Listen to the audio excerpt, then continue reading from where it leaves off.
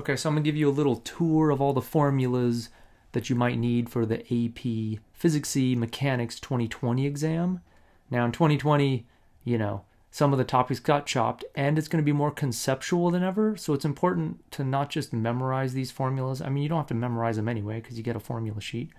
But it's important not to just be familiar with the formulas. It's more important to understand the conceptual underpinnings of these formulas so that you can explain in words how these things work, because more than any other year, you'll have to explain these ideas conceptually more than just calculating a symbolic or numerical calculation. So the topics that are still on the exam for the mechanics exam are kinematics 1D and 2D. You're going to have Newton's laws, including centripetal motion. You're going to have work, energy, and power. You're going to have momentum and impulse. And then you're going to have all the angular topics. And so if you look at the formula sheet, what's on there? Well, basically this entire row. Like, these are the ideas that are still fair game for the 2020 exam. Stuff that is not fair game is simple harmonic motion. So no simple harmonic motion, no simple harmonic motion, no simple harmonic motion. Basically no simple harmonic motion. You could argue this one's still fair game, but I'll say why in a minute. No Newton's law of gravity, and no gravitational potential energy derived from Newton's law of gravity. You can still have normal potential energy, MGH, but none of this fancy Newton's law potential energy. These are still fair game. These are just force from a spring, Hooke's law, and this is spring potential energy. So those find their way into Newton's laws or to energy. Yeah, they find a home, they're well at home in the simple harmonic motion section, which is now out, but these are still fair game. And so you just got to look over here. These are the ideas we're going to talk about. So I'm going to give you a little tour of all of those so you can understand the background and philosophical underpinnings of all those. So 1D kinematics isn't that hard. I'm not going to spend a lot of time on this. These are the kinematic formulas. They're true if acceleration is constant. So just like always, if acceleration is constant in a given direction, for the x direction or the y direction, or even if you have a ramp. I mean, these can be for any direction. They can be for the, tilt your axes if you want. They can be for this parallel direction. A box slides up a ramp or something. If there's constant acceleration in a given direction, then you can use these kinematic formulas. So if you were doing this parallel direction, you'd have, v in the parallel direction. That means like in this direction, the v component that way.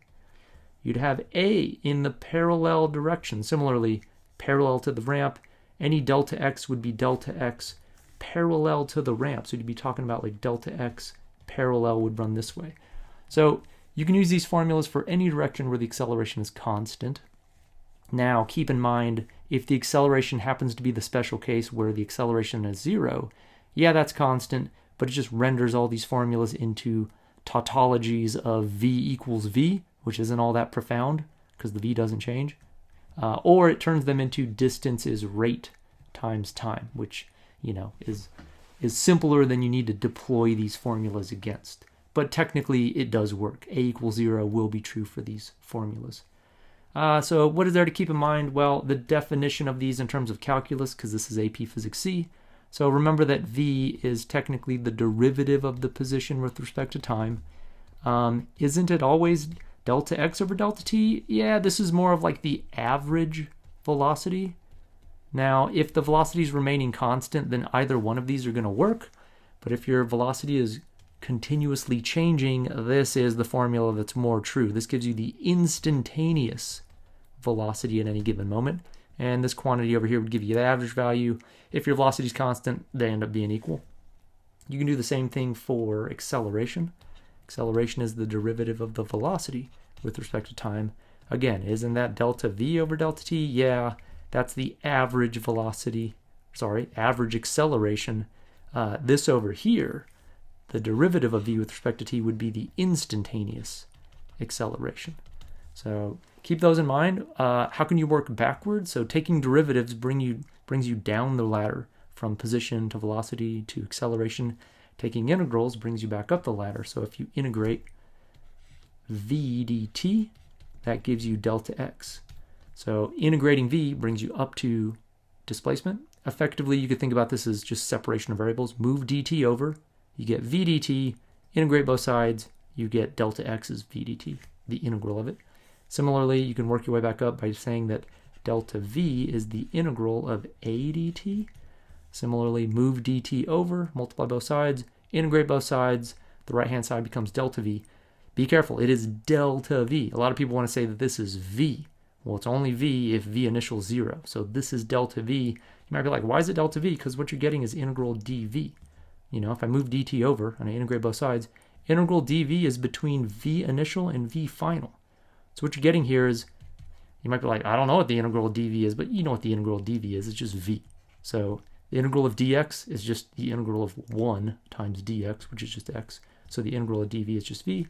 Evaluated between v initial and v final would just be v minus v initial. So this really is delta v. Other things to keep in mind, area under a position graph. I have no idea what that means. But the slope of a position graph equals the velocity. I should say that this is just, you could say this is delta x, or if you promise to measure from x equals 0, this could just be measured as x. Either way, the slope of that is v. What happens if you have a velocity graph? The slope of this graph is going to be the acceleration. That's just these ideas in words. The slope is the acceleration because the derivative of v with respect to t, I should say, these are t. Derivative of v with respect to t is just acceleration, and the derivative of x with respect to t is just the velocity. This one does have an area interpretation though.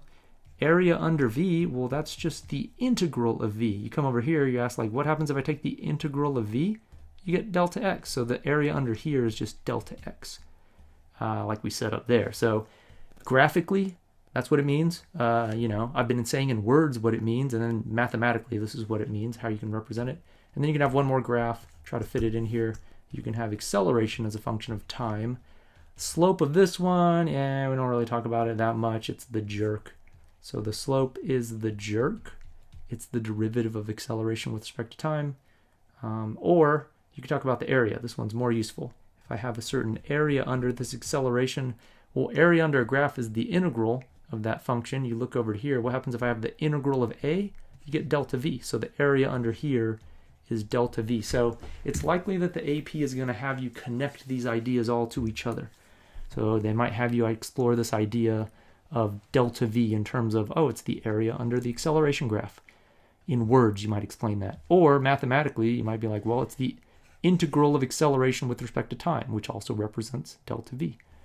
Or, you know, explain it in words. The acceleration here is increasing, and, you know, if you have a more acceleration, you're going to have a change in velocity, because if you have acceleration in a given direction, acceleration is change in velocity.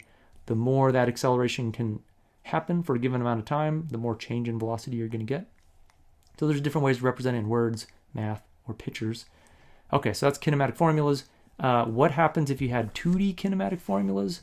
Not a whole lot different. You just have to really keep in mind just basically this idea here. So if you had a ramp and you're going to send a ball off the ramp, this is the mistake. I'll just tell you right now what the mistake is, and you know what I'm going to say probably.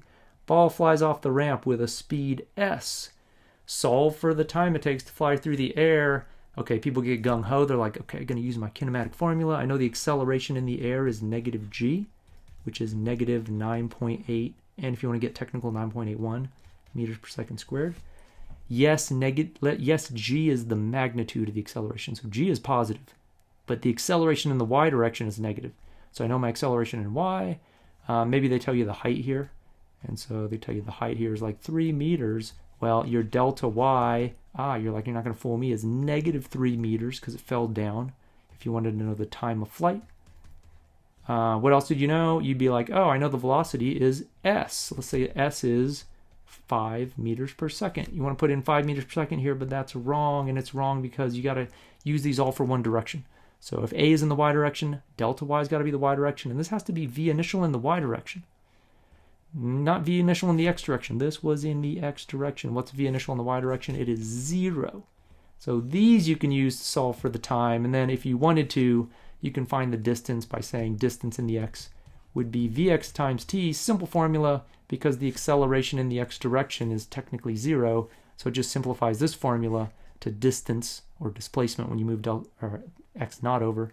Distance is rate times time in the x direction. However, if you use this formula in the y direction, a would be negative 9.8 or negative g. So you'd have a larger quadratic looking formula to deal with. But it's not that bad because v initial in the y direction would be 0. So for this problem, v initial 0 makes this formula simple. For the x direction, ax is 0 also makes this formula simple. Either way you slice it, one of them 0, just can't mix them up. All the normal stuff. If something flies through the air like a parabola, something becomes 0 at the top, but it's not the acceleration. The acceleration at the top in the y direction is still negative 9.8, and it's pointing straight down. So what is 0 at the top? You might be like, oh, the speed. Nope, it still has speed. It's moving this way. It's got velocity in the x direction. What's 0 at the top? Velocity in the y direction final is 0 at the top. So you've maxed out. There's no more vertical velocity. Like that's the thing that's 0 at the top of the flight of a projectile. It's not the acceleration. This is the bait. They're going to try to bait you and be like, hey, is the acceleration 0 up here? You're like, yeah, sounds good. No. It's not 0. It's never 0. Not for a projectile. The acceleration is always straight down the whole way. It's the vertical velocity that happens to be 0 at the top. Or anytime you're traveling horizontally, that's why it was 0 flying off the table. Last fun fact, and then we'll move on. If you drop an object and you fly one off the edge at a horizontal velocity, no matter how big you make this, 5 million meters per second, as long as the curvature of the Earth doesn't matter, this will hit the ground at the same time that this hits the ground. You're like, that can't be right. Well, it is, because v initial y is still 0. If you drop it, v initial y is 0. If you send it at 500 million meters per second, v initial in the y is still 0. This is all in the x direction. This isn't going to help you stay in the air longer. So if you're dropping 3 meters, you're dropping 3 meters. That's why I said the curvature of the Earth can't matter. You're solving, you're getting the same time. So dropped bullet, shot bullet, hits the ground at the same time. I know, ridiculous, but true. Go watch Mythbusters if you don't believe that one. All right, moving on to Newton's laws. Conceptually, the first law is probably the hardest for people to believe. They can repeat it. They're like objects in motion, stay in motion. But we mean specifically v initial as a vector equals v final, literally equals in all aspects, direction, speed, magnitude, if the net external force is 0. This is what we mean. If nothing's screwing with it, or if the things that are screwing with an object balance out. So if the forces are balanced, that object will maintain its motion. And you're like, yeah, that's easy. Well, it's not easy because people constantly want to be like, well, okay, there's a ball rolling on a table. It's moving to the right. Let's say it has velocity this way. And I asked you, which way is the force on the object? Everyone just naturally is Aristotelian. Aristotle would have been like, oh, there should be a force this way. But there's not necessarily a force in that direction. You don't need a force that way. This object will continue moving at a constant rate if there's no external forces on it. So if it's rolling and there's nothing to oppose its motion, it will just continue moving. Obviously, there's air resistance and friction that's going to slow it down. But if you got rid of all those, put it in outer space. Objects in motion stay in motion. There does not have to be a force in the direction of motion. If you put a force in the direction of motion, you're going to speed it up. So if you want it to maintain its velocity, then you just want to get rid of all the forces. So if there are any forces, just make sure they're all balanced out, and the object will maintain its motion. This confuses people. They're like, wait, if I push up, down, left, right on an object, 5 newtons in every direction, it can't be moving to the right? It would just stop. No, these are all balanced. It's as if they don't exist, and when the forces are balanced, an object will maintain its velocity. This would just keep trucking. So if this was a rocket ship in outer space, and you were like, fire all the engines in every direction, and they all cancel, you would just keep drifting in whatever direction you were drifting before you sent the rockets a-blaring. You might be like, I already know that. That's easy. They're not going to bait me on that. Okay, I'm just telling you right now. Look, say you got an elevator, and it's like, okay, the elevator's moving up with a constant, moving up with a constant speed, which means constant velocity. You're not changing direction. This isn't Willy Wonka. This thing's going straight up, constant speed. And they're like, how does this tension compare to the gravity? And you're like, oh, well, clearly the tension's bigger than gravity. So this is what I'm saying. People want to be like, tension's bigger than gravity here because you're moving up. No. If you're moving at constant speed, these have to balance. This thing's got to exactly balance that one. So tension here has to be equal to the force of gravity. And everyone's like, oh. They're like, oh, you mean V initial equals V final if the net force? I'm like, yeah, that's what we're saying. I'm just saying, make sure you understand this in your bones. Really believe it, because they're going to try to shake your faith.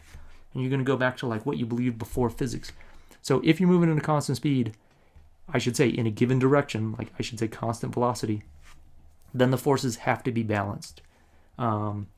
If you had more tension than gravity, that means you have acceleration upwards. So you're either speeding up, going up, or you could be moving down and slowing down. But if you're already moving up and tension's bigger than gravity, you're going to accelerate upward. Now, I was careful to say velocity. You can have constant speed and have your forces not be balanced. You're like, what? How could your forces not be balanced and have a constant speed? Let's say you had a centripetal motion idea where there's a ball, it's tied to a string, and the ball is flying around in a circle at the bottom of the path. See, this is over here, people want to say that they're not equal. Right here, people want to say they are equal. And they're like, what? You told me it was equal. As you fly through here, this tension here has got to be bigger than mg. And people are like, what? You just told me they were the same. Well, in this case, if you're moving up with constant speed, you're not changing direction, your acceleration is zero, just moving up at a constant rate. But over here, you don't have a zero acceleration. You have acceleration because you had velocity this way, then you had velocity that way, now you have velocity this way. This velocity, even if you're going at a constant rate, so say you're swinging this ball around at a constant rate, you'd still be changing the direction of the velocity. That means you have an acceleration. So that's this formula here. Centripetal acceleration is the idea that you can have acceleration of an object even if it's moving at a constant rate. It'd be pointing inward. The centripetal acceleration always points toward the center of the circle. That means you need a net force toward the center of the circle. So tension's got to be bigger than mg. People are going to be like, what? Doesn't that mean the ball just like flies right up here? No, because like if the ball's flying here and you start exerting force up, it didn't lose this horizontal velocity. It still has this. It just gained some of that. So yes, it's going to gain velocity in the upward direction, but it didn't lose this velocity. So which way is it going to be going? That way. Is that okay? Yeah, that's exactly where it should be going. Like that's why it curves on this path right here.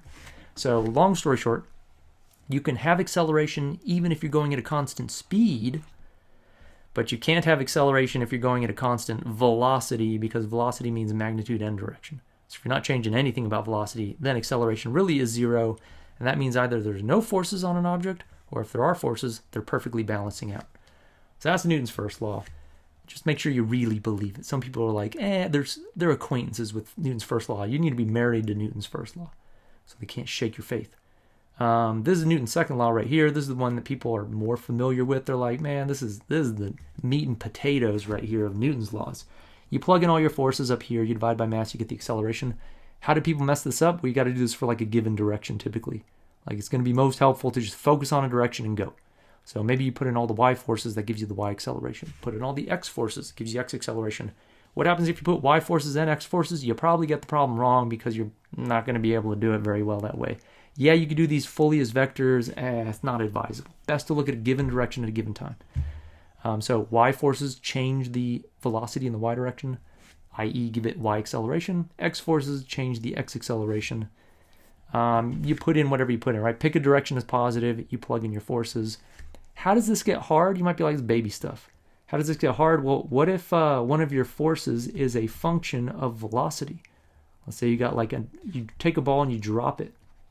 Drop a ball from rest, except it has air resistance, and the air resistance is negative b times v. And you're like, okay, well, fine, whatever. A is, let's treat down as positive. So you're clever. You're like, this is my first rodeo. I know how to do this. Let's treat down as positive. Make it easy. I'd have mg pointing down on this ball. Now, you're not going to be required to draw force diagrams this year, but, I mean, shoot. Force diagram never hurt anybody unless you draw it wrong. Don't draw it wrong. Then I have negative bv pointing upward, the air resistance. So I got mg down minus bv divided by m. And you might be like, okay, and if I treated up as positive, then mg would be negative and bv would be positive, right? Now we still put in the bv as negative. You'd be like, what? But I called up positive. Surely if I call up positive, bv is positive. No, because this negative doesn't mean up or down. This negative means opposite the velocity. People don't like that. I know. I didn't like it either. This v is like vector v. It's like, takes direction into account. So this v could be positive or negative. And so it'll take care of the sign. All we're saying is air resistance points opposite the direction of the velocity. So if my velocity is in the positive direction, I'll have a force in the negative direction. And if my velocity is in the negative direction, this negative will make this force in the positive direction. It's always opposite, which is what air resistance has to do. If you don't believe that, whatever. Just call it down to positive. Move on with your life.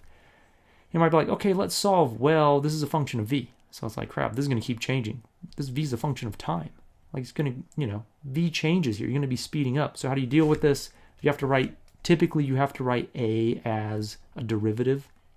Now there's some things you can do. You might be like, as soon as I drop the ball, what's the acceleration? Well, the velocity would have been 0. As you drop it, this whole term would be 0. You'd have mg over m gives you an acceleration of magnitude g, and it's like, oh yeah, duh. Objects fall with g. If there's no air resistance yet, it falls with g. So the initial acceleration is just g. Something else you can find that's easy is like, what's the terminal velocity? What would be the velocity after it's fallen for a long time? That happens when acceleration is 0. So it happens when these two forces equal. When BV ends up canceling mg. And people are like, does that mean it levitates? No, it's just going to move with, this is what I'm saying. People are like, I know Newton's first law. No, they don't. Because I'll tell them like, hey, when BV upward is going to be equal to mg down, they'd be like, oh, the object stops. But no, it doesn't stop. The object would continue with whatever velocity it had at that moment. Because look, the forces are balanced, and if the forces are balanced, you maintain velocity. You don't stop if the forces are balanced. You maintain whatever you had. You'll maintain whatever terminal velocity you had. How do you figure out what that is? You just set acceleration to 0. That's when this is going to happen, and that'll happen when mg equals bv, and so the v terminal would just be mg over b, would be your terminal velocity. What if you wanted velocity as a function of time? I doubt they'll have you do that this year. Maybe they will, though. If they do that, you have to write a as a derivative, dv dt. And this is going to equal mg minus bv over m. And now you got to be like, okay, separate is the name of the game. We got to separate and integrate. So you got to move all the v's over here and the t's over here. Don't move the bv by itself. This mg doesn't look like it belongs with v or t. So you might be, hesitant to move the mg. You're like, I'll leave it where it looks comfy. I'll leave the mg where it is. You're never going to get these separated if you try to leave the mg over here. You got to call this one big unit. This negative bv and the m are a team. They're married. They're moving together. They're not breaking up. So they move over here to the bottom, and the dt moves over here. You get dv over mg minus bv equals dt over m. Like it's this way in circuits as well with like RC circuits. You just move the whole thing if you got some big clunky term. Okay, now you integrate both sides. Time, we always go from 0 to t just to make it easy. We start a clock right when we drop it. And then v is going to go from wherever it started with. This one happened to be dropped, so we start from 0, and we go to v naught. Sorry, not v naught. V naught was 0. We go to v. You might be like, what's v? V is the velocity you have at that time t. So whatever t we get out here is going to be the time when you have this velocity limit. You might be like, well, don't we go to v terminal? Like, yeah, but you do that after an infinite amount of time. We want velocity as a function of time here. So this is how you would solve for velocity as a function of time. You might be like, how do I do this integral? Well, you do the integral. This is like log. So over here you'd get log of mg minus bv, because this is like 1 over x. But you're like, it's not 1 over x. It's 1 over a bunch of crap. Yeah, I know. So you'd end up with a negative 1 over b. If you do the u substitution in here and you're like, okay, let u equal this whole thing, and then do your rigmarole with u substitution, you get a 1 over b, or a negative 1 over b out here because it was negative b in here. And you evaluate that between 0 and v, and the right-hand side's easy. Integral of t is just t. Mass isn't a function or anything like that. So you have not dt, you just get t over m between 0 and t. Okay, this is the mistake. Okay, I know you're like, I know how to do this. Here's where the mistake comes in. Plug in t, fine, you get t. Plug in 0, you get 0. So this right-hand side just becomes t over m because the 0 limit gives you 0. It yields 0. Okay, on the right-hand side, you might be like, okay, same thing. I get negative 1 over b log mg minus bv, but my 0 limit's just going to give me 0. Most people are like, I'm not even going to bother plugging this in. I'm just going to say that the term is 0. But look, it's not going to be 0. You plug in 0 for b or for v, you still have this mg here. So what you'd get is negative 1 over b, log of mg minus bv. That would be the v limit. Minus, which makes this turn into a plus, 1 over b. Look at what you get, log of mg. You plug in 0 for v, you don't get 0. So this is just a classic mistake. Plugging in 0 doesn't always give you 0. So the 0 limit doesn't always yield 0. You might be like, what do I do with this big old mess? Well, you can write the difference of logs as the ratio of logs. I don't want to bore you here. It's a bunch of algebra. It's probably worth 1 point. Get to this point, write the difference of logs as a ratio of logs, raise e to the both sides. You're going to get some negative exponential, and the speed of this thing is going to look like this. If you looked at the speed, it's going to like build up to some terminal velocity here. But again, I don't want to spend a lot of time on it. So that's Newton's second law. They give you the force of friction formula in this really weird form. I don't know, this form's weird to me. It's summarizing two formulas too. Like there's two formulas hidden in there. There's the force of kinetic friction, which is coefficient of kinetic friction times normal force. That one's the easy one. The tricky, like the trickster, is force of static friction, because all you can really talk about is what the maximum force of static friction is. The maximum force is mu s Fn. And this force can get as big as, but no bigger than this value here. Kinetic friction is just what kinetic friction is. Static friction will adjust based on how much you're trying to push the thing. That's why they wrote this as less than or equal to. I don't know about you, I hate inequalities. So I'll do everything I can to avoid an inequality. I fight inequalities. Fighting inequalities here. Socially minded physicist. And then we got force is negative k delta x. That's just the force from a spring. It's known as Hooke's law. It's really like basic. It just says force from a spring is going to be negative k. I like thinking about this as just x. Just measure your x0 from the equilibrium point, and that's what this is. It's how far you've stretched the spring. You might be like, why is it negative? It's negative because if you had a spring on a wall, this isn't a graph. Why am I drawing a graph? There's a picture. Spring on a wall, and there's a mass here, minding its own business, hanging out. And you pull this thing to the right. Like let's say your delta x, or your x is rightward, that is to say positive. Which way will the spring force be? The spring's going to try to pull you back. That spring force is going to be like, no, I'm going to come back to my equilibrium position. So look at, if your displacement's positive, your force is negative, that's what this negative is doing. K is always positive. So negative of a positive displacement gives you a negative force, leftward force. If you do it the other way, if you displace it this way to the left, if your delta x is negative, that is leftward from your equilibrium, that would be a negative x, or a negative displacement. Negative times a negative gives you a positive. That's because the force is going to be like, no, let's go this way. Force is always trying to bring you back to equilibrium. When you have forces like this, they're called restorative forces, because they're trying to bring you back to equilibrium. Springs always try to pull you back to equilibrium. They will try to bait you on this, but there's no simple harmonic motion, so I suppose they can't get too tricky with that this year. Last thing is Newton's third law. Newton's third law is the idea that the force on A by B is equal and opposite to the force on B by A. Again, like the first law, people take it for granted, but when push comes to shove, they start to not believe it. They're like, wait a minute. Like, say you had an enormous object and then a little object, and they collide. How do the forces compare? People want to be like, oh, well, this big force can this big object exerts a big force on the little object, and the little object exerts a little force on the big object. That's not true. Forces have to be equal and opposite. If this is big on little, or you can reverse, however you want to use the subscripts here. You can say force on little by big. Well, this has to be force on big by little, and these are equal and opposite. You might be like, how's this little mass can exert an equal and opposite force on this big mass? That's Newton's third law. Has to work out that way. They always exert equal and opposite forces. Go argue with Newton in court. That's just the way things work here. Forces are equal and opposite, even if it doesn't seem like they should be. So the earth pulls on you just as much as you pull on the earth. You're like, I'm pulling up on earth as much as earth pulls down on me? Yes. You might be like, well, how come like when these things collide, this one goes flying? Well, its mass is small.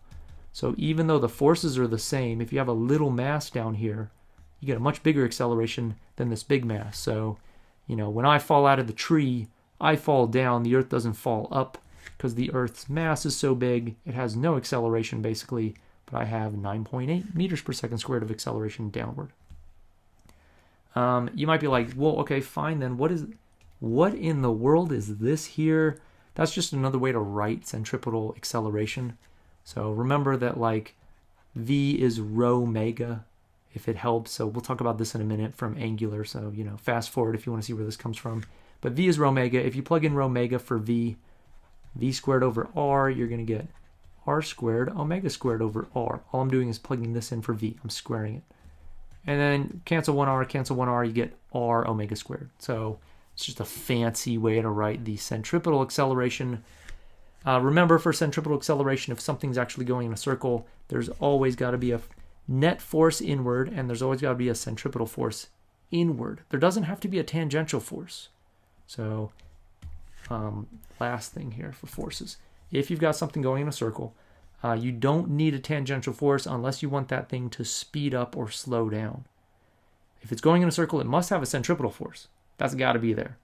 But if it's going in a circle, you don't need a tangential force. What I'm saying is if you had a ball going in a circle, so say we had this ball right here, ball right here going in a circle, it's here, got bigger, here and there, and it's there, and it's there. Let's do one more over here.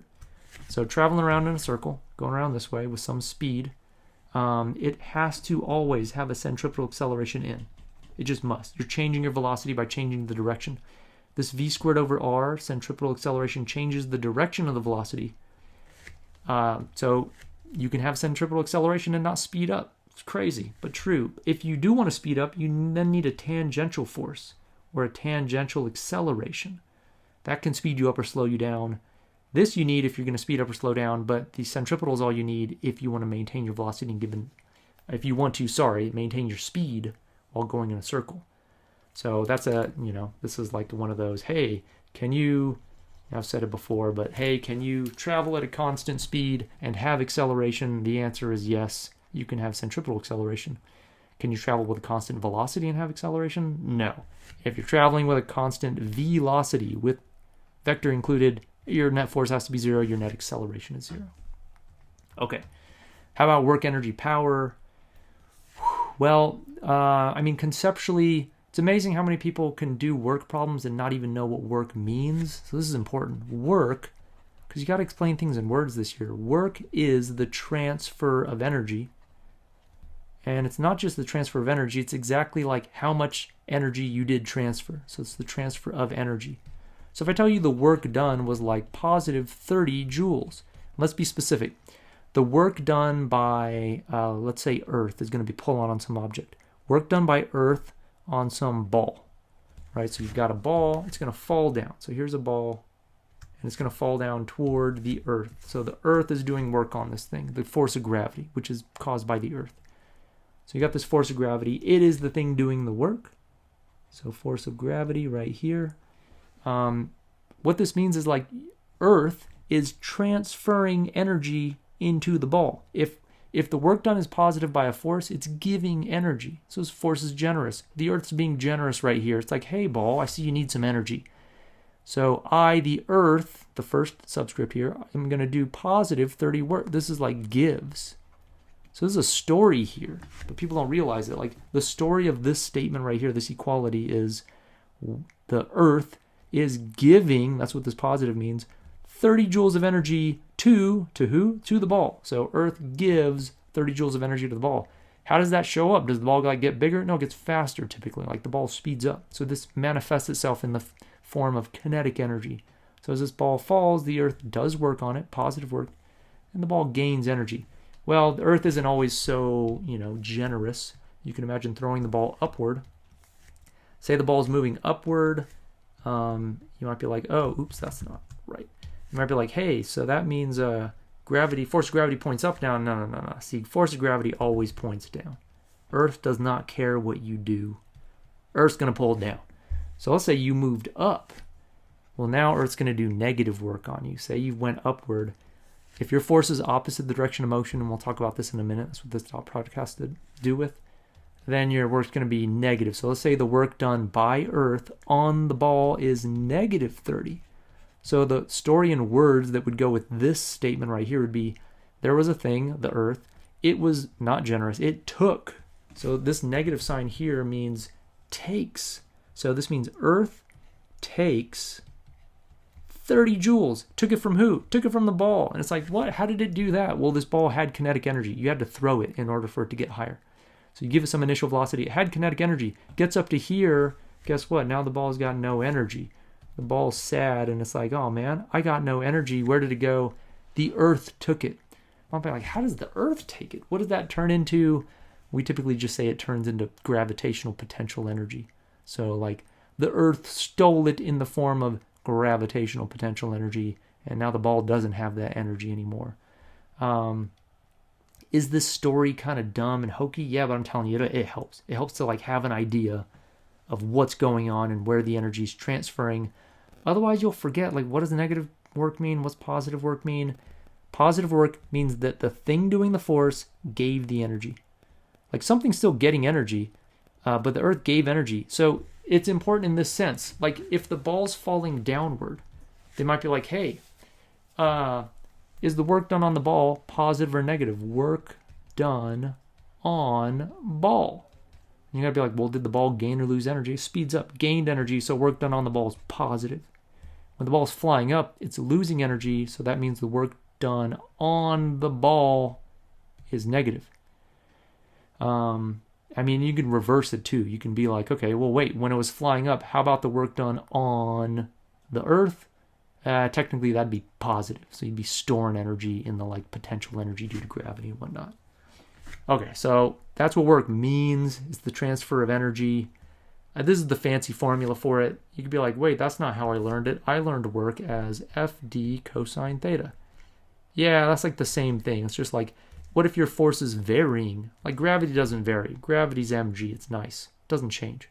Let's say you had some force that was varying. So you had some force that was a function of position. Then you have to stick that in here. You'd have to integrate to find how much work was done. It's not that bad. They could be like, let's say you have a spring and the spring is fkx squared. And you put dx here, you'd integrate. You'd be like, okay, work done by my spring is going to be integral kx squared dx. I mean, this is whatever direction is relevant.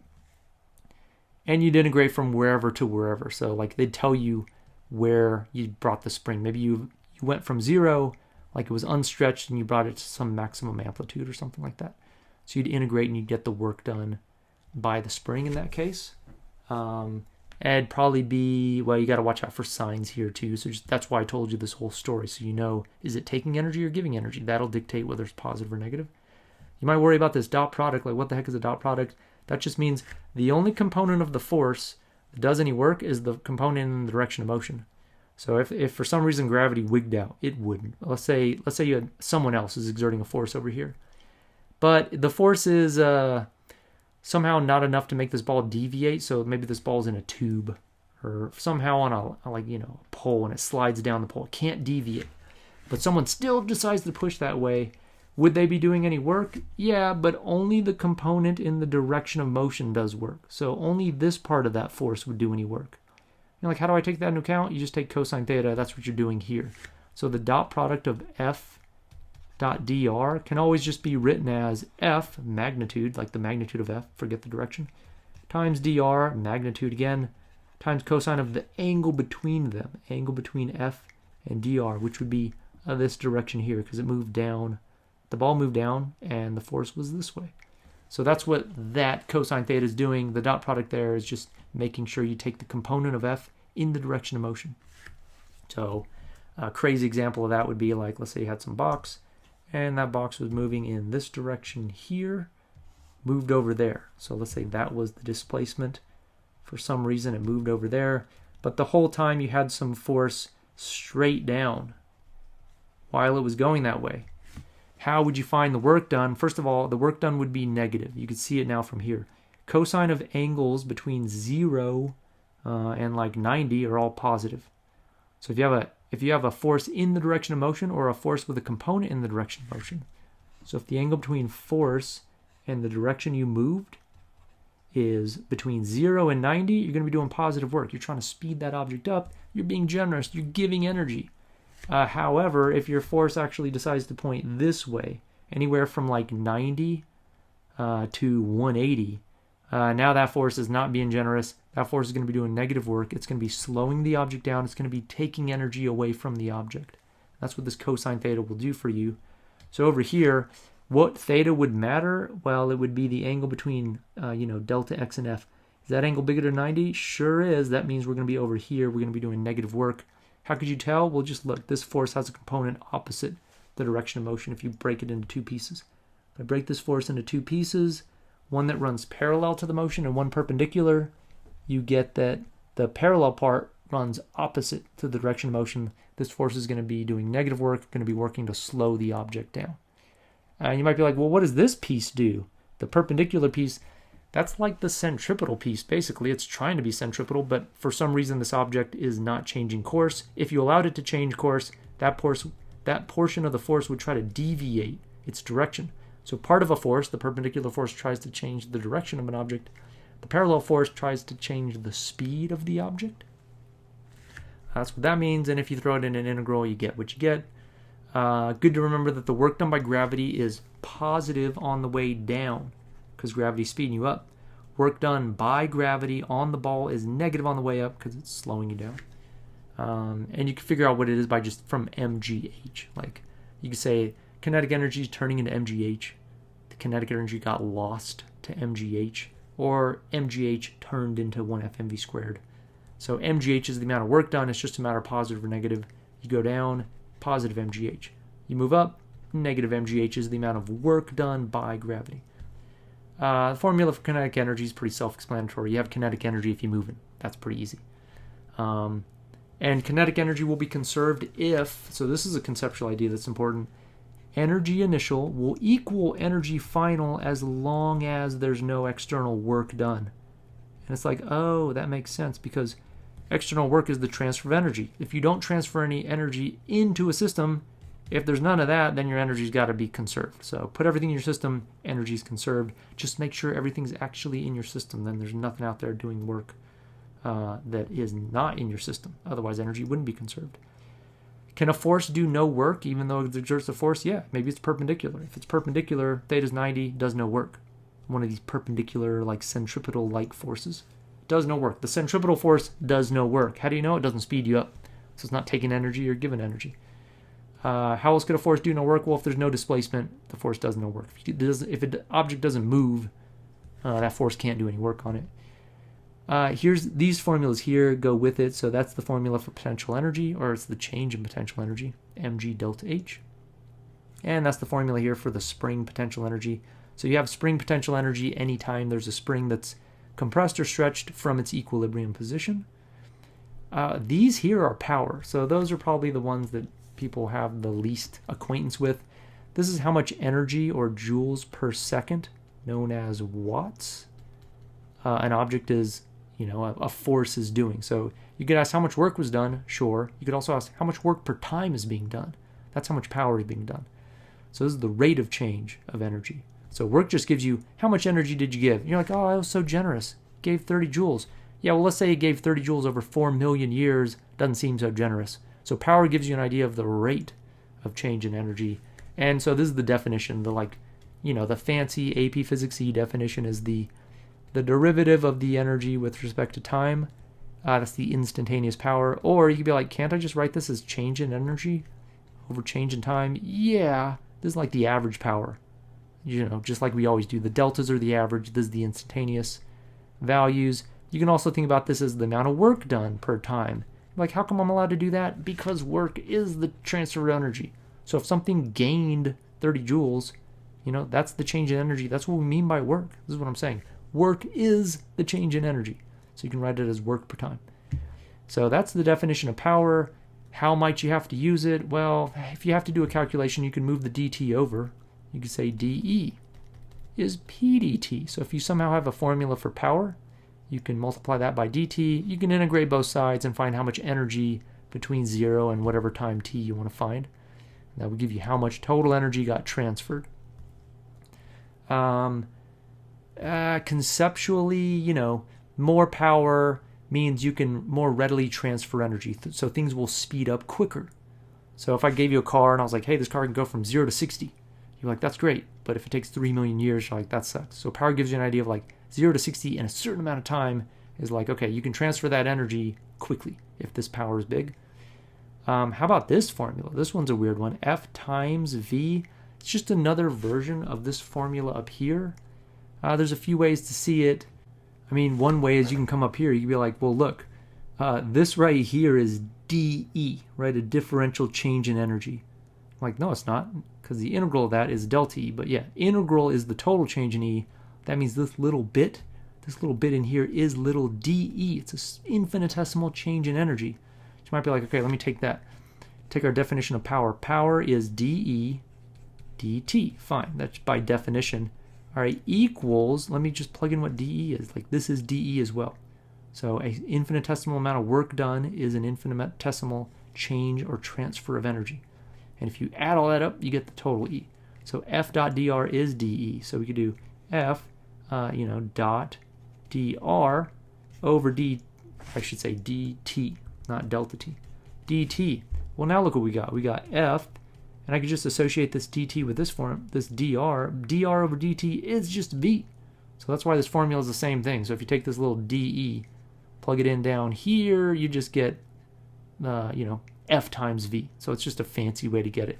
What does this mean? It means if you got some box that's moving with a certain speed and you're exerting some force on it, the instantaneous rate of energy transfer, that is to say the power, the instantaneous power at that moment, would be how much force you're exerting on it, times how much velocity you got, times the cosine of the angle whenever you take a dot product. The dot product between any two vectors is just telling you how much of one vector lies along the other. So it's the magnitude of one times the magnitude of the other vector times cosine of theta between them. So you could think about this as F times V times cosine theta. So you take F times V times cosine of the angle in between them. Okay, so that's work, energy, power. Linear momentum, same idea. You can conserve momentum. That's why we care. That's why we define this quantity here, P is mv, because if there's no external impulse, then the momentum initial is going to equal the momentum final for your system. What's impulse mean? Same idea with work. So there's this thing called impulse, and it's done by forces. And forces can be generous or stingy. They can give momentum or they can take momentum, just like forces can do work and give energy or take energy. And so the amount of impulse something does is, instead of integral f dx, it's integral f dt. And if that force is in the direction of like the velocity that the object's already moving with, then you're going to be giving it more momentum. If it's in the opposite direction, you'll be taking some momentum. Same idea, and you can change the momentum that way. So this is the amount of change in momentum you'll give an object if this is the net force, the change in momentum. Why do we care? Again, because you can do conservation of energy. Basically, anytime there's a collision between two objects, your brain should be thinking, I bet conservation of energy is going to be useful here, because 9 times out of 10, that's the most useful way to think about this, because when two objects collide, momentum is going to be conserved if you include the momentum of A. If you include the momentum of A and the momentum of B in here. So if you're like P initial of A plus P initial of B, that should equal P final of A plus P final of B, as long as there were no external forces exerted on these objects. If you included them all in the system and they exerted forces on each other, then the momentum is going to equal the total initial should equal the total final. Now, this is careful. You got to be careful. These are vectors, like vectors. So if one's going negative, you got to include that with a negative sign here. So like momentum is a vector. It matters. Energy was not a vector. It didn't matter. Kinetic energy, up, down, left, right, doesn't matter. Those are all positive. Momentum is not a vector. Sorry, momentum is a vector. It can have direction. It can be positive or negative. Don't screw that up. You might be like, come on, please. What do you think I am? I'm in AP Physics C. I ain't gonna mess that up. Okay, let me just show you how you mess it up. Check this out. Ball comes at a wall, flies in this way with a speed v0. Sweet. Ball rebounds off the wall, flies to the left with the speed v0. Let's say I just asked you, what was the change in momentum of this object? You'd be like, okay, the change in momentum. You'd be like, okay, that's momentum final minus, just by definition, momentum final minus momentum initial. Momentum's mv. Okay, so the mass, you're telling me the mass is m. Yep, telling you the mass is m. And the mass didn't change. Yep. You'd be like, okay, this is 0. But it's not 0. P final is m times negative v0. It's going leftward. So if you call rightward positive, you got to call one direction positive. Got to call something positive. Let's say we call rightward positive. M times negative v0 minus m times v0. So initially you were going in the positive direction. This is not going to be 0. This is negative here. So you're going to have negative with a negative adding to negative gives you negative 2 mv0. Of course there was a change in momentum. This thing was going rightward to start, and then it was going leftward. That's a pretty dramatic change in momentum. In fact, the change in momentum was 2 times the original momentum, and it pointed left, which should also make sense. Leftward change in momentum, because, you did have rightward, and now you have leftward. Well, something had to give you leftward. You gained some leftward momentum. Negative momentum means leftward momentum. So that means the force from the wall had to point left. Yeah, it makes sense. Look, if the force from the wall is left, the change in momentum direction is going to be left. So whatever sign this has is going to be adopted by this change in momentum. So if something pushes you leftward, you're going to gain momentum in the leftward direction. And that's also going to be the direction of the impulse. So this problem becomes much harder if they just say, hey, how much impulse did the wall exert? You're like, impulse? I have no idea. You may as well be speaking a different language. Impulse is just another word for change in momentum. So it's no harder. It's this. It's also negative 2 mv. Impulse, this J, remember it's Jimpulse. The J is just silent. Jimpulse over here is the change in momentum. So don't let that freak you out. Same thing. Impulse is change in momentum. So can the momentum of something ever change? Yeah, this wall changed the impulse of this ball. So momentum was not conserved because we didn't include the mass of the wall in the system. Only if you include all the masses of the object in the system can you say that it's conserved. But if you do, then it's basically always conserved. Is kinetic energy always conserved? Nope. Only, so K initial will equal K final only if it's an elastic collision. Momentum is conserved for every collision, basically. Like if it's happening quick, there's no external forces, momentum is conserved. For inelastic, elastic stick together, doesn't matter, momentum conserved, check. Kinetic energy only conserved for elastic. So that's the case where you'd have to add up the kinetic energies. There the sign wouldn't matter. Plug them in positive or negative wouldn't matter. You'd have to say 1/2 ma v initial a squared plus, 1/2 mb v initial b squared equals blah, blah, blah, blah, blah. Or you could just check, like, do they equal? That'll tell you whether it's elastic or not.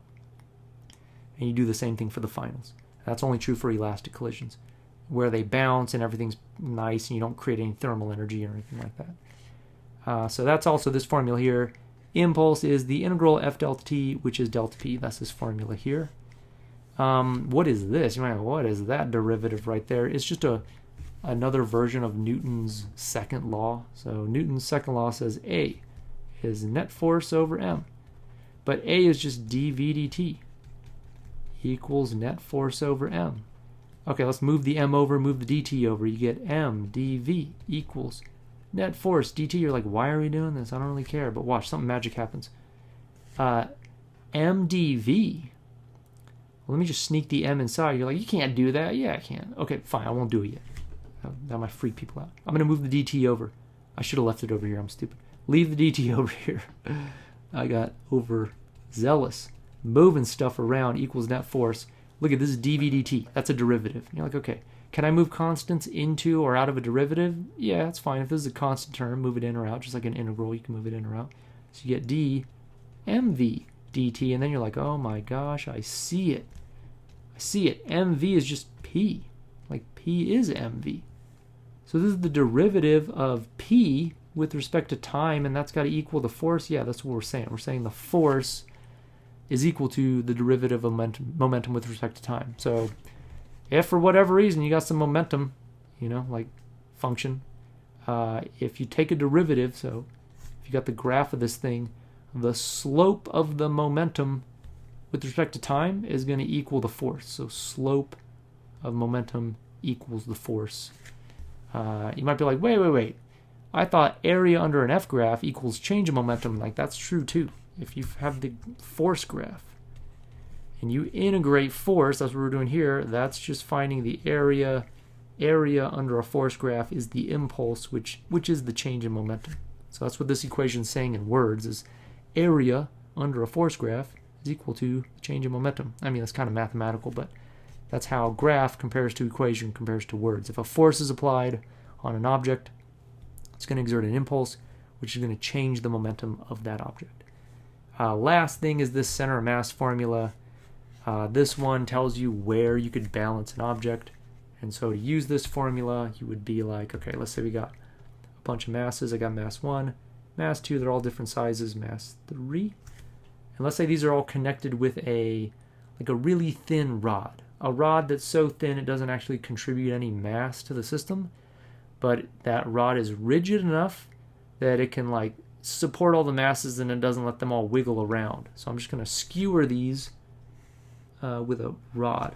Okay, and I wanted to know, where can I like balance this thing? Well, that's what this formula tells you. The center mass is the location. Let's say it's like right here. Say the center mass is like right there. That would be the point. If that's the case, that'd be the point where you can balance the system. How do you figure out where it is? Pick some point to measure from. Could be anywhere. We're going to measure from the left, just let's say. And then you'll give all these masses a distance from there. You just need a way to label them. So this is mass 2. This is mass 3. So we'll say that's x3. The location of mass 3, this is mass 1.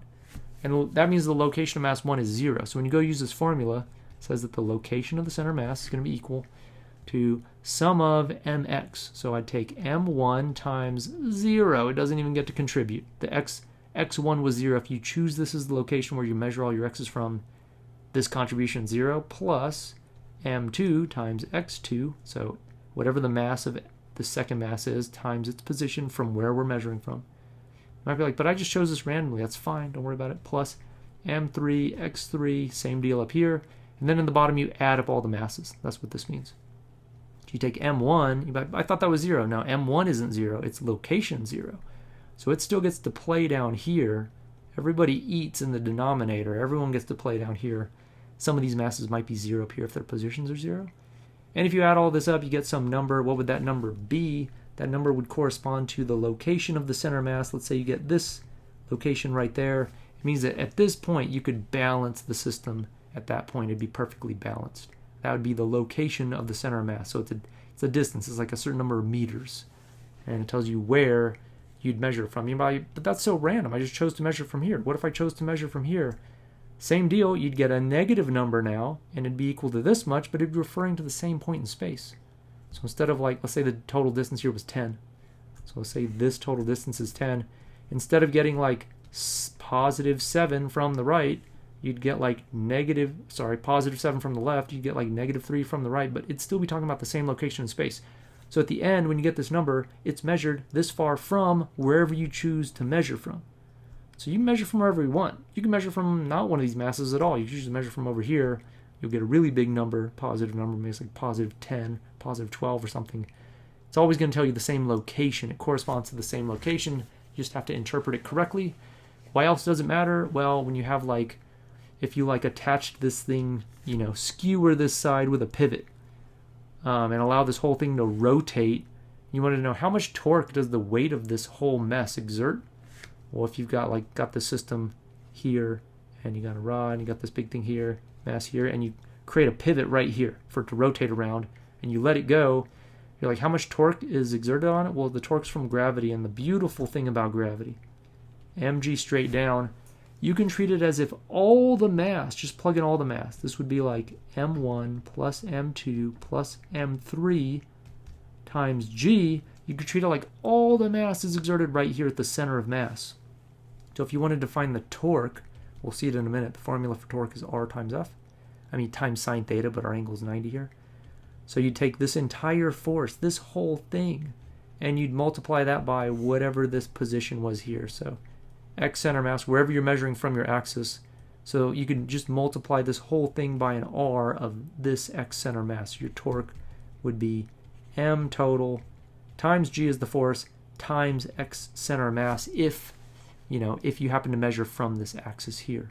So knowing where the center mass is useful because it tells you where you'd balance the object, and it tells you where you could treat all of gravity acting if you want to know how much torque gravity is going to exert on some object. Okay, that's momentum. Last one. I know this is long, but this is the hardest part here. We just talked about torque. What does it mean? R cross F, is that way more complicated than you need? Yeah, you don't need to be doing any matrices and determinants and whatnot. This is just saying that the torque is going to be perpendicular to both R, the lever arm, and the force. And it's cross product. Okay, what does that mean? Well, if you just wanted the magnitude of the torque, it's going to equal the magnitude of R times the magnitude of F times sine of theta. Dot products always give you magnitudes times cosine. Cross products, if you want the magnitude, gives you magnitudes times sine theta. So this is why you want to be 90 degrees. This is why if you've got some object and you're going to be exerting force on it, you want to be exerting that force perpendicular. So you want to be exerting that force nice and perpendicular, as far out as you can from the axis. So you want your R to be nice and big, and you want your force to be big, and you want your angle to be 90, because sine of 90 would be 1. Sine of 90 is 1, and that means you're maximizing your force. How do people mess this up? You know, they're going to use Newton's second law in angular form, but I'm just telling you right now, here's what happens. People are like, alpha equals, and they put a force up here, and they divide by I. And this happens to really, really smart students. They just forget to multiply by the R. You've got to multiply by the R, or it's not a torque. It's a force. So unless your R is 1, don't be having any naked forces up here. Force times R is torque. So that finds its way down here. Do you need the sine theta? Sometimes. Like this one was 90. If I came in and exerted some force at some angle here, you'd need to include that angle. What angle would it be? Okay, here's the bad news. Technically, it's between R and F. So if this was F here, you would have to be like, there's my F. R goes this way, so you'd have to imagine like putting these tail to tail. So you'd be like, R goes this way. That was my R direction. F goes this way. If you want to know the angle between two vectors, you do like this, and you're like, okay, there's my angle there. But look, that's going to be the same as this angle here. So torque's kind. Like, you could put these head to head, in other words, is what I'm saying. You could put your force right there. That angle is going to be the same as this angle here. So basically, any angle between the force and the R would give you the right sign. Heck, you could even blow it so bad you take this angle to the other side, you get the same value for sine. This is really forgiving. Things in physics are usually not that forgiving. This formula is pretty kind in that way, but it's not going to be kind if you forget the R. Got to multiply by the R. So what's this formula say? It says that torques cause angular acceleration. So what would cause something to speed up in its rotational motion? Torques. What is alpha? Okay, so, to talk about alpha, we got to talk about omega. So omega is d theta dt. It's the rate of change of the angle. So how fast is something changing its angle? So if this thing is rotating around all fast, like not this angle, we're not talking about the angle of the force. We're talking about if, say there's a ball rotating on a string, and we want to know, all right, this ball is going around in a circle, it makes some angle. So let's say it started over here. The ball started at this point here. Ghost ball was there a minute ago. Now it's over here. It's going through some angle. And so the rate at which it goes through that angle as a function of time is the omega. So if that omega is constant, you have a constant omega, you're going around at a constant speed. If omega is changing in time, then you have an alpha. Alpha is the angular acceleration. So this is the angular speed. Well, okay, technically it's the angular velocity. So if you include the direction with it, what would the direction be? I mean, for the most part, you can think about it as counterclockwise or clockwise. Call one of these positive, call the other negative. That's fine. Someone out there is like, actually, the omega points out of the screen if you're going counter. Yeah. Do you need to do it that way? Typically not. You should be like, okay, that's positive, that's negative. That'll get you where you need. Technically, you use the right-hand rule. You'd be like, boom, there's my thumb. My fingers curl around this way. I got my fingers, more fingers, last finger. And you're like, okay, if my omega's kind of swirling around that way, if that's my motion, then my omega vector technically points this way. Yeah, whatever. In other words, you're saying I can treat, counterclockwise as positive. Sweet. Move on with your life. All right, alpha, that's d omega dt. This is also a vector. So omega can be a vector. It can be positive or negative. Alpha can be a vector, or is a vector, which means it can be positive or negative. It's the derivative of omega.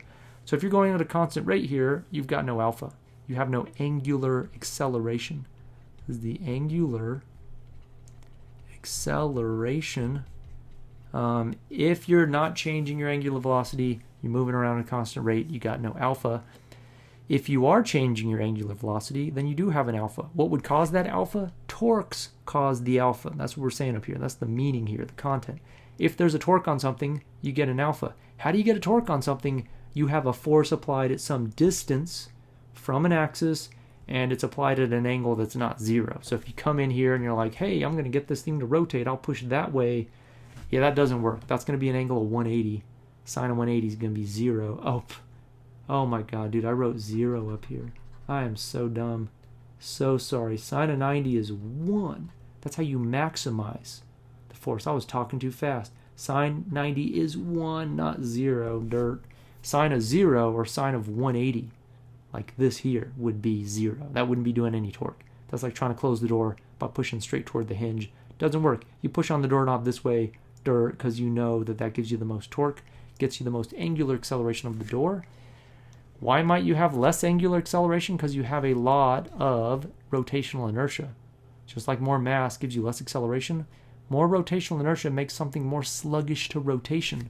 So if two objects have two different rotational inertias, they'll be more difficult to angularly accelerate. Why might that be? Well, you look at this formula right here. I, the rotational inertia, is equal to this quantity right here. So immediately you're like, okay, well, that makes sense. If I'm more massive, I got more rotational inertia, I'm more difficult to angularly accelerate. Like I'm going to be reducing how much angular acceleration I have. Also, if that mass is farther away from the axis of rotation, I get a much larger rotational inertia. In fact, this is squared. It matters more than mass. If you can double your R, you get 4 times the rotational inertia compared to doubling the mass. Only gives you 2 times the rotational inertia. Why are there 2 formulas here? This is for point masses. So up here, if you have a point mass orbiting at some radius r, and you wanted to know how hard is that, what's the angular inertia? It's just the mass m times r squared. What if you had 2 of them connected by like a rod that was very thin, had no mass itself? Well, then you'd have 2 times this amount. You know, you can just add them up. That's what this summation means. Add up all the point masses you have orbiting at given radius, or radii. What if this whole thing's filled in, though? And it's a cylinder, and it's all orbiting around its center. So in other words, what if you have like a cylinder orbiting around its center? Well, then you're going to have to like do an integral to find it. Now this is a 2D integral. Doubt you're going to have to do that. But this would be the type of integral you do to get it. What integral might you have to do for the AP exam? Possibly none. You know, it's going to be weird this year. But if you had to do one, most likely going to be one of these where you've got some object. Let me draw this again. Some object. You're going to rotate this. It's some rod. And let's say you're going to rotate it around this end right here. But this is a weird rod. It like gets more and more dense as you go outward. So the beginning made out of like styrofoam, plastic, and then it's made out of like gold out here. So it's got a mass density that's varying. So maybe your linear mass density varies. So as you go out here, it gets bigger and bigger. Maybe it's like it gets bigger linearly. There's some constant b times, who knows, x plus c. All right. Starts off with some like baseline value here if you're measuring x from here. So it's x equals 0. You want to know the I. Okay, you'd be like I equals. Fine, do my integral, because like, you know, this is a weird continuous object. If you got some weird continuously distributed mass, you're going to have to do this integral. It's going to be r squared dm. And you're like, what the heck is dm? Dm conceptually is a little itty bitty infinitesimal piece of mass orbiting at one given radius, right? If you start spinning this whole thing in a circle, this mass is in one spot. It's at one radius. The rod as a whole is at many different radii. But that one little dm is at one spot. That's why this contribution here is just that little dm times r squared. It looks familiar. It's just mr squared. But it's dm, not m. And it's dm because it's just an infinitesimal mass. But this is made up of infinitely many infinitesimal masses. So you add them all up. That's what this integral is doing here. So what do? You're like, well, I don't know what to do with dm. Yeah, I don't know either, so we get rid of it immediately. How do we get rid of it? By using the definition of lambda. Lambda is dm dr. It's like how much mass there is per space. So if you got a little bit of mass, you know, how much mass do you gain as you go outward here? If I go out a little bit further, how much mass do I gain for a given amount of distance? That's what lambda is, and so I could say that lambda times dr equals dm. This is the key to unlocking the code over here. I don't know how to deal with dm, so you get rid of it immediately. You call dm lambda dr if it's a 1D, you know, object. Lambda dr, plug in your lambda. This r squared's already here, but now we have an r squared times lambda. Lambda I said is bx plus c times dr. Now you're like, what? I got r and I got x. This makes no sense. Well, look. R was the x direction. Call it R, call it x, it doesn't matter. Just call it all the same thing. So I could just call this R if I want to at this point. Like R is the x direction in this case. So you'd multiply through, you'd integrate. What would I integrate from? Okay, I'm glad you asked. If I'm rotating about this axis, I'd have to go from 0 to all the way to the end. Let's say this thing is a certain length L. So I'd have to go all the way to L. That could be different. Like let's say you rotate around the center. So that, you know, this would give you some value for your rotational inertia. This would be R here, and you'd integrate. What if I rotate the thing about the center? Well, shoot, now you'd have to integrate from like negative L over 2 to L over 2. You get a different answer. So where you rotate this around changes what the rotational inertia is going to be. And if you have some continuous object, you're likely going to be given it. Like for a cylinder, it's 1/2 mr squared. Unlikely you're going to have to do a multidimensional integral to get the value of this thing. How about this formula? This is just a rearrangement of this. Look at if I'm rotating at a constant rate, delta theta over delta t. Well, like let's say I just went through one full revolution. I'd go through 2 pi radians. That'd be delta theta. Over delta t would be 1 period. Well, now I could just rearrange it and get this. I get that t, the period, equals 2 pi over omega. That's why I left this in there. Technically, it's like a simple harmonic motion formula, but it's based on, angular motion. V equals rho omega. It sure does. The speed is r times the angular speed. Careful, these are speeds. Don't be throwing some vector signs in here. I've been known to mess this up too, but the direction of the velocity is not the same as the direction of the omega. Careful, the dude will pop up and be like, actually, the thumb. It's like, yeah, don't tell me about the thumb. I know about the thumb. I don't want to hear about the thumb, so careful.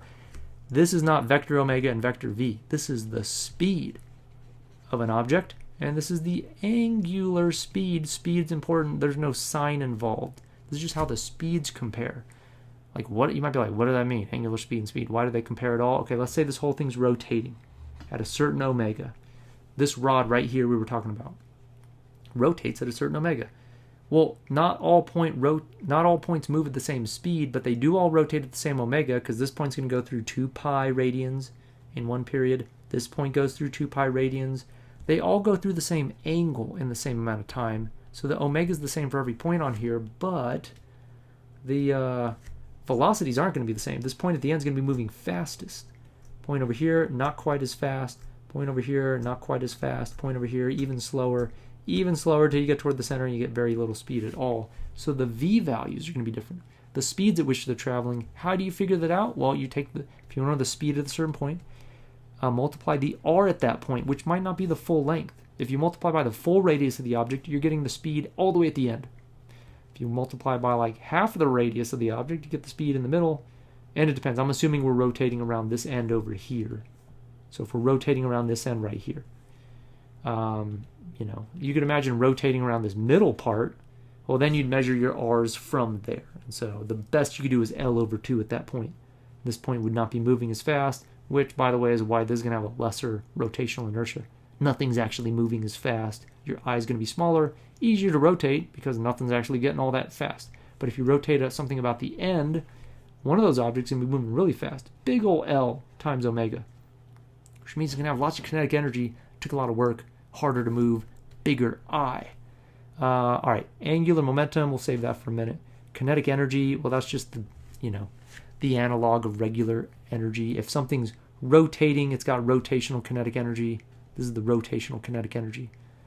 So the classic idea is, what if you had a block sliding down a ramp and you're going to race it, right? You race this block sliding down a ramp with something that's going to roll down the ramp. So you've got this ice cube. Try it as an ice cube.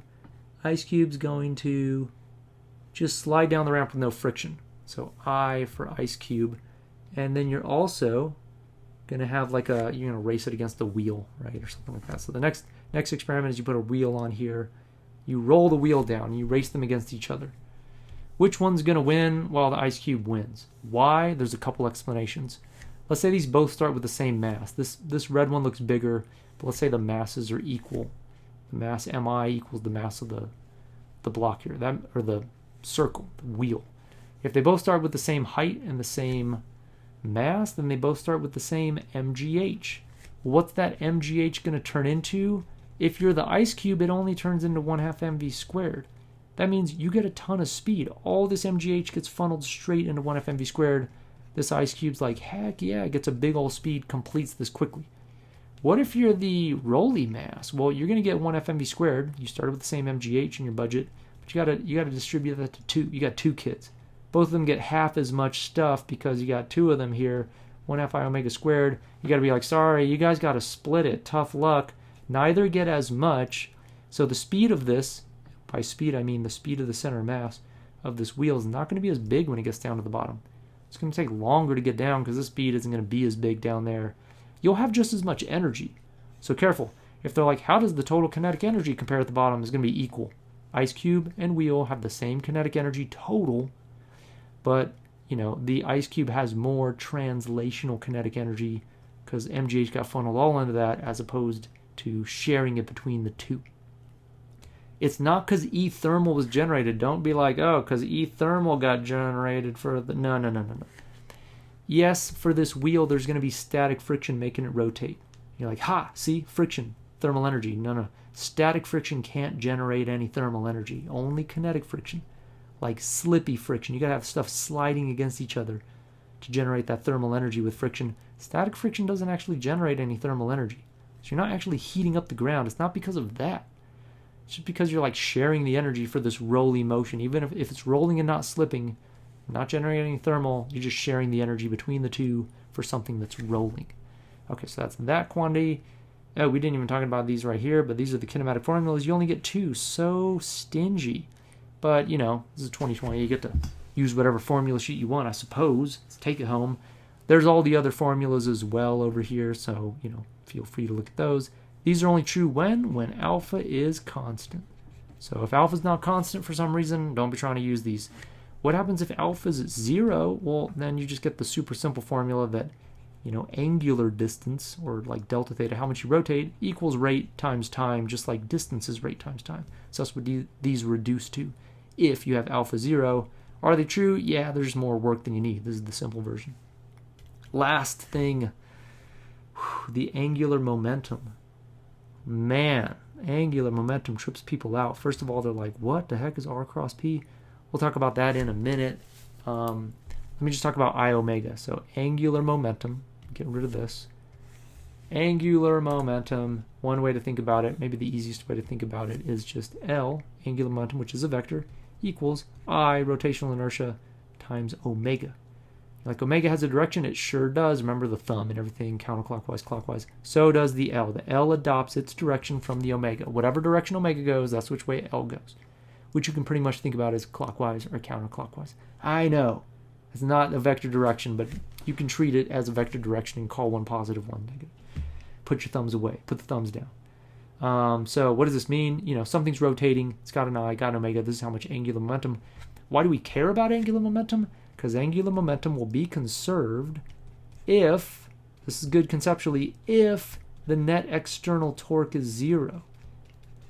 So let me just summarize here. If work external is 0, then energy conserved. So if nothing's adding or taking any energy from your system, no external work, then your energy is going to equal, initially and finally. So conservation of energy.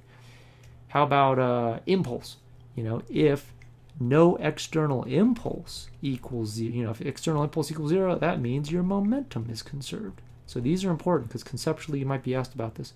Momentum initial will equal momentum final for an object if the impulse is 0, the net external impulse is 0. Why might your angular momentum be conserved? Well, if your net external torque is 0, that's how you get no change in your angular momentum. And that's why we care about it. It makes problem solving easy. So if there's a collision, two things collide, you're like, shoot, how fast is it going now? Just like any collision, do conservation of momentum for a collision. If it's rotating, do conservation of angular momentum, because presumably there'd be no external torque. You might be like, yeah, there is. There'll be some axis, right? There's going to be an axis right here. Some ball comes in, hits, let's say it hits and sticks. Won't this axis over here, which is attached to the ground, axis attached to the ground, exert a force? It might, sure. Not going to exert any torque, though, because look at the R is 0. Ha! R equals 0. No external torque. No external torque means even if there's a force, it can't actually be changing your angular momentum.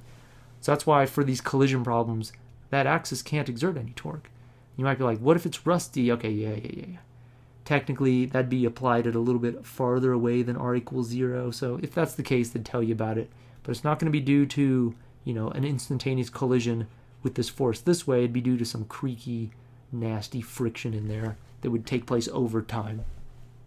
Anyways, that's why we care about angular momentum. If there's a collision, angular momentum will be conserved if the net external torque is 0. How do you make sure of this? Just include everything in your system. That way you know nothing's external, so angular momentum is conserved.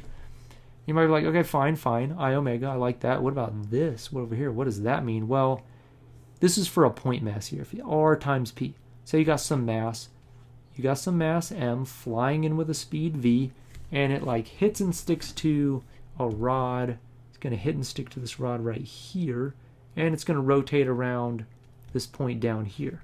So it's going to rotate around right there. That's your axis.